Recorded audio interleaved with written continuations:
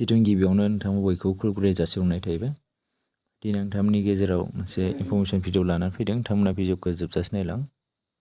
माइ apply official CSE online सेन्टारनिफ्राय नोंथांमोनखौ बे इनफरमेशनखौ मिथिनो आखायाव लादों। नोंथांमोना न'आव थानानैनो जि एप्लाइखौ जोङो सार्भिसखौ होयो बेखौ नोंथांमोना एप्लाइ खालामनानै लाहरनो हागोन न'निफ्रायनो। जोंहा अफिसियेल वाट्सएप नाम्बार दं आरो जोंहा वेबसाइट दंखायो।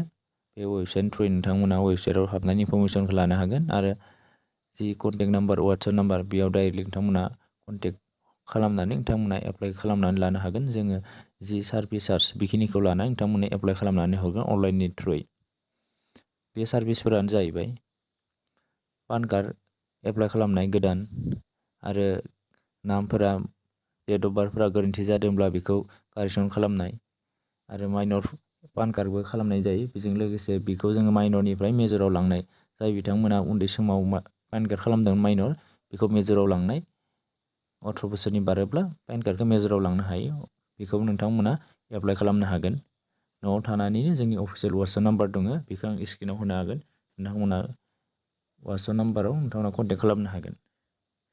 जोंहा वेबसाइटबो दंखायो www.myapply.in आरो पान कार्डनिबो मोनसे जोंहा निजा वेबसाइट दङ। बे जाहैबाय www.pancardnstel.com। नोंथांमोना पान कार्डखौ जोंनाव थाबनो मोननो हागोन। बेजों लोगोसे भटार कार्डखौबो जोङो एप्लाइ खालामनाय जायो। गोदान कारेक्सन बिनिफ्राय ट्रेन्सफार खालामनाय बेखौबो जों एप्लाइ खालामनाय जायो। बेनिफ्राय आरो एफिडेभिट बेखौबो जों खालामनाय जायो। नोंथांमोना एफिडेभिट गोनांथि जादोंब्ला बेखौबो जोंनिफ्राय खालामनानै लानो हागोन। आरो caste certificate SC ST OBC बेखौबो जों एप्लाइ खालामनाय जायो।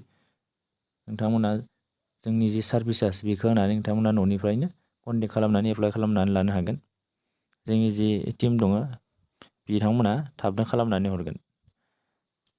माइ एप्लाइ अफिसियेल सापर्ट वाट्सएप नाम्बारा जाहैबाय 9707875922।